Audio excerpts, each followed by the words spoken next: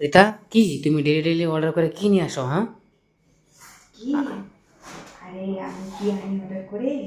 আমি খাবারের জিনিস আনি, কারণ কারণ জানো সপ্তাহ শেষ হতে তো সবজি আমার শেষ হয়ে যায়। তো দুদিনের জন্য মানে কি বানাবো ভাবি।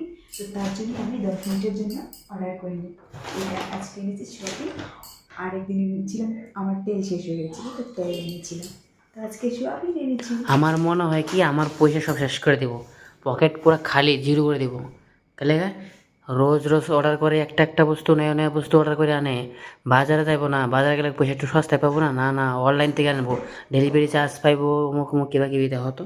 আজকে নিয়ে এসে একটা শপিংয়ের প্যাকেট, অত বড় 1 কেজি ওজনের প্যাকেট। আমরা থাকি রুমের মধ্যে মাত্র 3 জন, ভাই আর আমি আর বউ, 3 জন থাকি। 3 জনের মধ্যে 1 কেজি ওজনের শপিং নিয়ে এসে 1 মাস খাইবো বলে আমার লাগতেছে। হুম, একদিনই শেষ করে দিই।